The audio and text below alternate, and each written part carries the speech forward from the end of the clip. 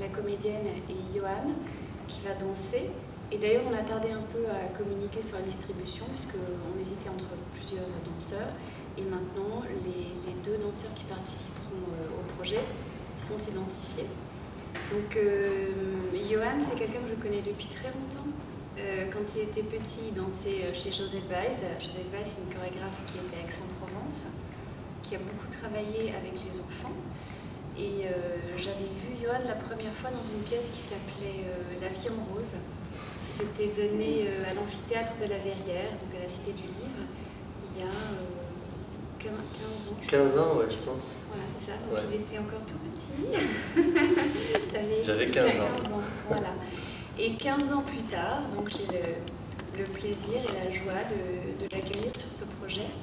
Et quand on s'est revus il y a quelques temps, parce que lui il a beaucoup travaillé aux États-Unis, en Belgique, etc., il m'a fait part de certaines expériences qu'il avait eues à l'endroit des pathologies psychiatriques. Et du coup, c'était assez juste, finalement, de le faire intervenir sur ce projet. Voilà, est-ce que tu peux nous raconter un peu ce que tu as fait en direction des malades? Ouais. Pathologie psychiatrique, je n'aurais pas dit ce mot-là. Mais disons que ouais, donc j'ai grandi à Aix et après avoir travaillé avec Josette, je suis parti à Bruxelles pour continuer mon expérience de danse, de danseur. J'ai travaillé là-bas avec différentes personnes, Pierre Droulers, j'ai rencontré, travaillé de l'improvisation, beaucoup, parce que je travaille beaucoup avec ça. Donc très vite, il y a eu un désir comme ça pour plus forcément écrire la danse ou figer la danse, mais plutôt être dans un processus assez organique et en mouvement, de rester en mouvement avec le mouvement. Et j'ai travaillé avec Julian Hamilton quelques années, qui est un improvisateur anglais. Et donc voilà, donc, très tôt j'ai été curieux de comment le mouvement était vraiment le reflet de choses qui se passaient de manière plutôt intime. Et en fait j'étais souvent un peu frustré à travailler avec des chorégraphes où j'avais l'impression que ça devenait quand même à chaque fois, je dansais mais je me sentais pas forcément vivant ou en lien avec ce que je dansais. Quand tu faisais de l'interprétation. De l'interprétation, oui, dans l'écriture chorégraphique. J'avais l'impression de plus être au service d'idées, de concepts. Et du coup, dans cette quête-là, j'ai rencontré donc le travail de la chorégraphe américaine Anna Alprin, donc, qui est une dame de 95 ans aujourd'hui, qui fête ses 95 ans aujourd'hui, et qui est une dame qui a toujours été dans le mouvement, mais aussi dans le théâtre, qui a toujours cherché vraiment l'expression, l'expressivité du mouvement. D'ailleurs, elle n'était pas vraiment acceptée parce qu'à cette époque, c'était plutôt...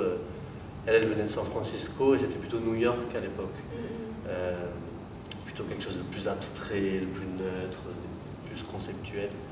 Et elle, on l'a considérée comme la hippie de la West Coast. Et donc c'est quelqu'un qui était vraiment fasciné par, voilà, qu'est-ce que je peux dire, comment mes émotions transparaissent dans le mouvement, alors que souvent, en tant que danseur, on apprend un peu à cacher ses émotions. C'est le mouvement, c'est l'écriture qui va générer une émotion. Mais tu as fait du mime aussi, non? J'ai pas fait de mime. Non, t'as pas fait de mime, d'accord. Même si je parle. Du théâtre? J'ai fait du clown. Du clown, voilà, c'est ça. J'étais vraiment intéressé par ce lien avec l'émotion et l'expression. Et donc cette dame est tombée malade au milieu de sa vie. Et pour accompagner sa guérison, elle a beaucoup utilisé le mouvement. Et le dessin et l'écriture, donc les arts expressifs. Elle était dans l'art-thérapie. Et en fait, sa fille, ils avaient un studio là-bas en Californie, et ils travaillaient avec des sociologues, des thérapeutes, etc., etc. Et en fait, elle a commencé vraiment à se poser cette question-là sur la force du mouvement et le potentiel des arts expressifs comme processus de guérison, comme des outils pour vraiment exprimer, pour vraiment laisser l'être dire ce qu'il a besoin de dire, ce qu'il a besoin de déposer, des choses qu'on garde en soi, et comment un mouvement peut lâcher ça et c'est plus à l'intérieur, donc voilà, c'est dehors. Voilà. Donc voilà. Moi, c'est ce qui m'intéressait aussi quand Johan m'a dit qu'il travaillait de plus en plus sur l'improvisation. C'était le désir justement de s'affranchir de lignes extrêmement codées et d'aller chercher en soi la manière la plus juste et la plus puissante, justement, pour restituer des émotions. Donc là, sur le texte, il y a quelques indications. on est quand même dans le registre de la communication violente, donc c'est exactement à l'opposé de ce que tu pratiques habituellement. Mais c'était important pour moi d'avoir quelqu'un qui soit capable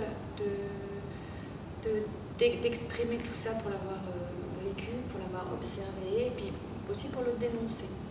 Voilà. Puisqu'en effet, j'ai pas dit, depuis je suis revenu à Marseille, j'ai travaillé dans des hôpitaux psychiatriques, avec donc des jeunes qui ont des pathologies, donc je suis très intéressé par ce mouvement-là de la psyché.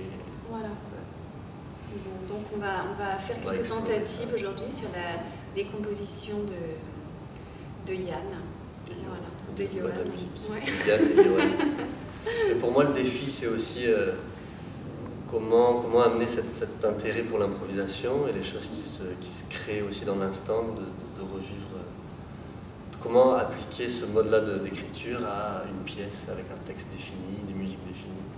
Et c'est un chouette défi. Voilà. Merci. Merci.